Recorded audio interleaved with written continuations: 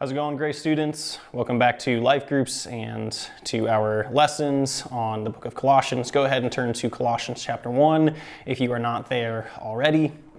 During World War II, Louis Zamperini was a second lieutenant in the Air Force, and he served on a B-24 bomber. In May 1943, his plane crashed in the ocean. Zamperini survived 47 days on a life raft until he was rescued by the Japanese Navy. He became a prisoner of war for over 2 years until August of 1945. During that time, he was enslaved, beaten, and abused in a Japanese prison camp.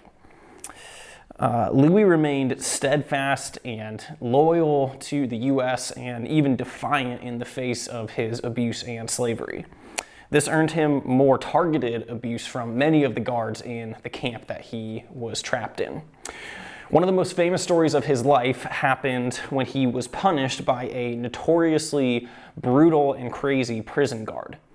The guard forced him to hold a wooden beam above his head.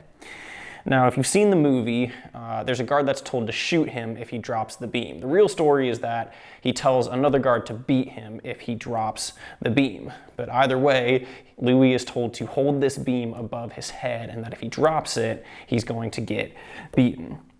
However, Louis refused to drop this board. The guards watched more and more stunned as he held the board for 37 minutes. Now, allow me to pause here in my story. I have a challenge for anyone who wants to take it. I want you to hold your arms above your head for the rest of the lesson, just to see how incredibly difficult this is with just your arms. So I want 90 degrees here and 90 degrees here, just like this. Try and hold your arms there for as long as you can. See how hard it is, even without a board and while being fed, rested, and not being a slave. Go for it right now. Eventually, the guard realized that this was becoming a show of defiance and encouragement to the other prisoners. In a rage, this guard rushed Louis and began to beat him. Louis dropped the board, which actually hit him in the head and knocked him out.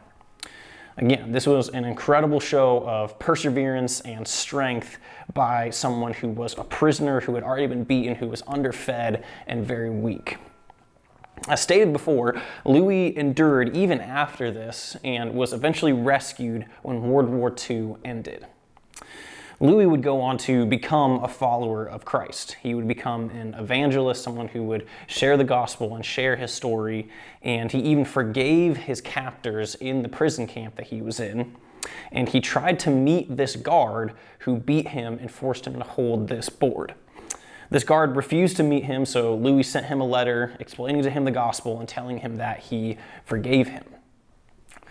Louis persevered for the rest of his life in good works, in sharing the gospel, and in carrying out the mission of God. With that in mind, let's look at Colossians 1.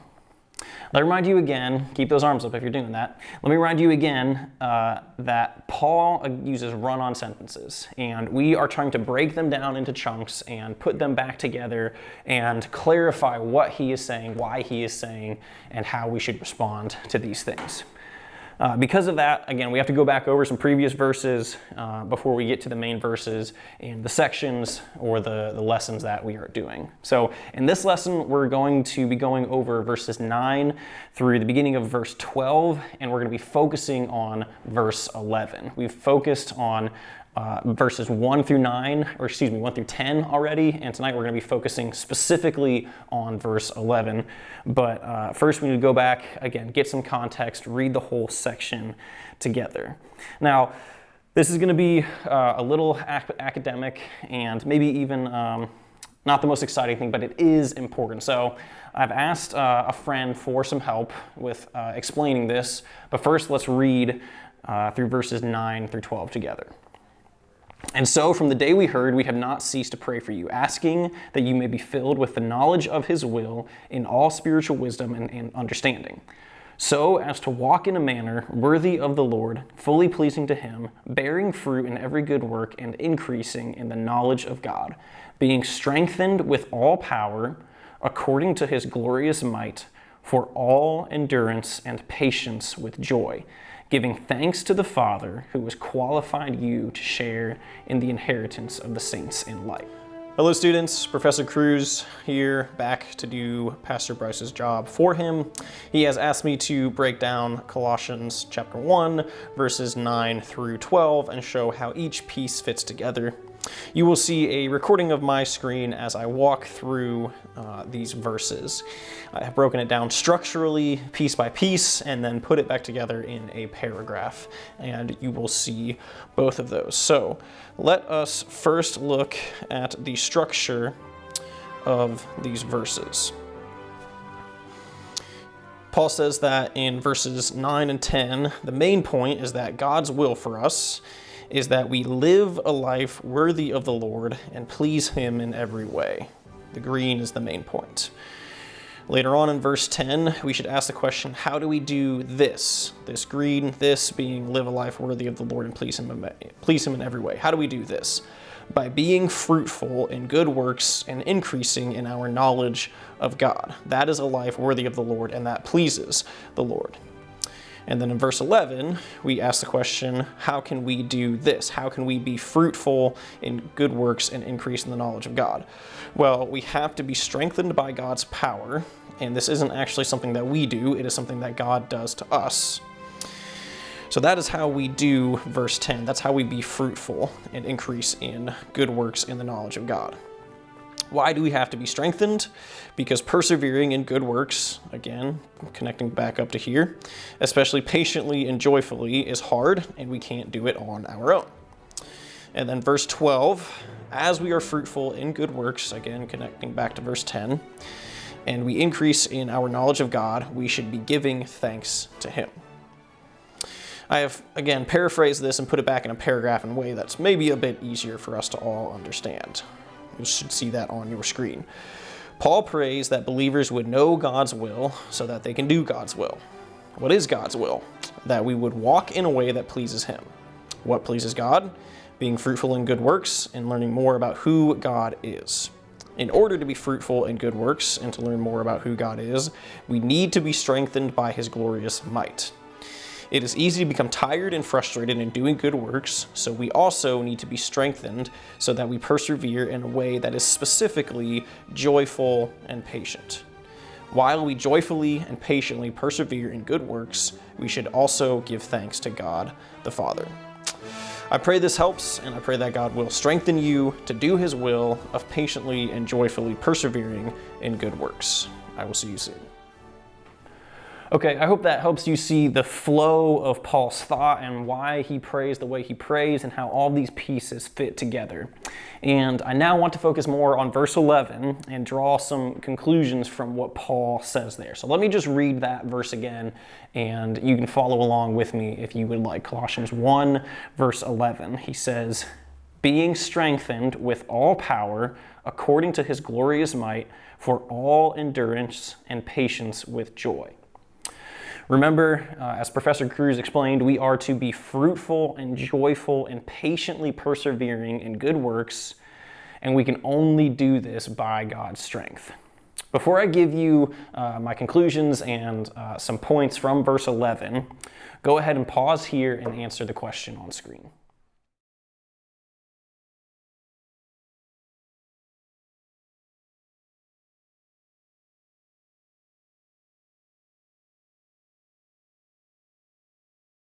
Okay, thinking back to verse 11, I've got 3 points for you. And the first point is that Christians should be strong.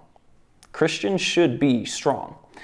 Now, point 2 is that this strength is not ours. Point 2 is that we should be humble in the strength that God has given us. So I understand that I'm going to get there, but for now, you need to know that Christians should be strong or should strive to be strong. Maybe you aren't the strongest person, but maybe you need to strive, and that's a virtue that you need to cultivate in your life as a Christian. There are a few definitions of strong that I found, but one that I thought was the best was that to be strong means to be able to withstand great force or pressure. To be able to withstand great force or pressure. And I would add that strength means being able to push back great force or pressure. As Christians, we should be able to exert godly, humble force and pressure on the world around us. As Christians, verse 11 says, right, that we are being strengthened, being made strong with all power, which is according to God's glorious might. And there should be evidence of this in our life.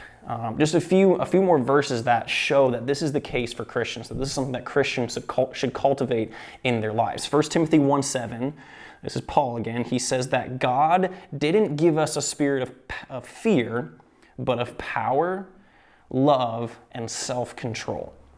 Power, love, and self-control. That's the spirit that God has given to Christians. Proverbs 31 is a description of the ideal biblical woman. And in verse 17, it says that she dresses herself with strength and makes her arms strong. And then in 1 Corinthians 16:13, Paul tells the men of Corinth to be watchful, stand firm in the faith, act like men, be strong. Students, you should seek to be strong. Strong of body, strong of mind, strong of conviction, strong of will. So it's not just physical strength. I think that's something that we should think about. We should take care of our bodies, but it's strength of will, it's strength of conviction, it's strength of brotherhood and sisterhood, and strength of community. Strength is a gift, and it's a blessing that we should seek. We are called to persevere. We are called to be bold. We are called to be strong. So cultivate strength in your life. Do hard things. Challenge yourself and be willing to be stretched. This is a Christian virtue, and you will need strength to live the Christian life. My next point, like I said, number 2, is that this strength is not ours. This strength is not ours, so we cannot boast about this strength, and instead we must glorify God with this strength and for this strength. That's a bit of a mouthful, so let me say it again. This strength is not ours, so we cannot boast about it. We can't brag about it. Instead, we must glorify God with it. We must boast about God's power with this strength and for this strength, okay? This is important because strength can lead to pride, and strength can lead to oppression, and strength can be used for evil. But if you look at Colossians 1, verse 11, you quickly see that we cannot take credit for this strength, and we can't use this strength however we want. Right? Even when we work hard and persevere and we cultivate strength in our lives, we have to acknowledge, we have to confess that we can't take credit for it. It is a gift from God. He is the one who strengthens us. So use your strength with humility and use it to serve others and to glorify God, not to serve yourself and to harm others. 2 Corinthians 12, verses 9 and 10, this is Paul again. Paul says, God said to me, my grace is sufficient for you, for my power is made perfect in weakness. Therefore, this is Paul speaking again, I will boast all the more gladly of my weakness, so that the power of Christ may rest upon me. For the sake of Christ, then, I am content with weaknesses, insults, hardships, persecutions, and calamities. For when I am weak, then I am strong. So we are actually supposed to boast in our weaknesses, pray that God would give us His strength, and then use that strength to glorify God, to serve Him, and to serve others, and praise Him for strengthening us. Ephesians 6:10, again, just another example. Ephesians 6:10 says, finally, be strong in the Lord. Be strong in the Lord and in the strength of His might. Not ours, His might. This is just another verse where Christians are told to be strong, to cultivate this, and at the same time, there's this kind of tension where it's not our strength, it's God's strength that He gives to us. If something is not yours, you do not get to use it how you want and for what you want, right? If your brother or sister wanted to borrow a pair of shoes and you told them that they could only wear them if it wasn't raining and they weren't allowed to walk through grass while wearing them, you would want them to use those shoes the way you asked them to be used, right? And the same is true with the strength that God gives us.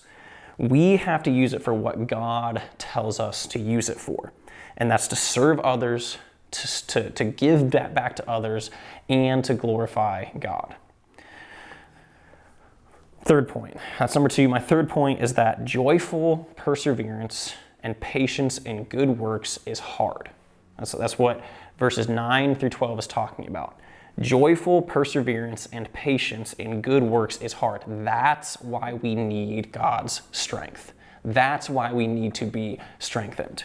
The Christian life is not easy. It's good, but it is also hard. Again, to say it another time, Paul's point in verses 9 through 11 is that Christians should joyfully and patiently persevere throughout their whole lives in good works. And if we are going to do that, we are going to need a strength beyond ourselves. We need supernatural empowerment. We need to pray for that empowerment and work to cultivate that strength that God has given us. To finish, I just have a few questions for you all. I hope this is helpful. Thank you all for being here. May God bless you. I will see you next time.